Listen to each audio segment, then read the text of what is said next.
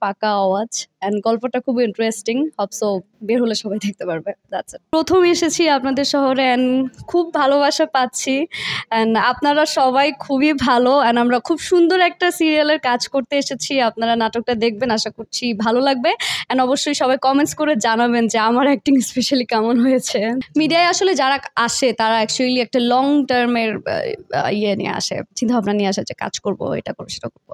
So আমার আম্মু recently বলতেছে যে এত লং টাইম ধরে কাজ করার দরকার নাই, যখন বিয়ে টিয়ে করবা তখন বাদ দিয়ে দিবা। বাট আমার আসলে এরকম কোনো ইচ্ছা নাই। আমার ইচ্ছা আছে যে আমার প্রফেশনকে ভালোবেসে যে আমাকে ভালোবাসতে পারবে আমি তার সাথেই সারা জীবন কাটাতে চাই আর কি। মিডিয়ায় আসার জার্নিটা যেটা আমি বলবো একদম ফ্রি প্ল্যান করেই ছিল। মানে আমি অ্যাজ এ মডেল হিসেবে আগে কাজ করতাম, দেন আমি ভেবেছি যে আমার এখান থেকে শিফট করা উচিত। দেন আস্তে আস্তে অভিনয়ের জগতে আসার চেষ্টা করেছি বা কাজ করছি, বা আপনাদের সবার ভালোবাসা পেয়ে এখন একটা জায়গায় আছি, বিলং করছি আলহামদুলিল্লাহ। আজকে তো আমার মানে ডেতে ওরকম শুটিং টুটিং ছিল না, আমি ফ্রি ছিলাম। সো আমি আপনাদের এখানে একটা নদী আছে, ব্রিজ আছে মেবি, ওইখানে ঘুরতে গিয়েছিলাম।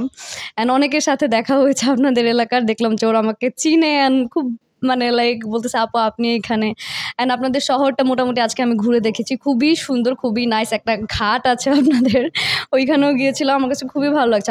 আপনাদের শহর খুবই নিট অ্যান্ড ক্লিন, অ্যান্ড মানুষজনও খুব ভালো, খুবই সাপোর্টিভ। আমি তো মাত্র একদিন শুটিং করেছি, সো এখনও ক্যারেক্টারে আমার মনে হচ্ছে ওরকমভাবে ঢুকতে পারিনি। বাট একদিন শুটিং করে যেটা মনে হয়েছে, শান্তশিষ্ট আবার একটু দুষ্টমি সবকিছু মিলেই আছে।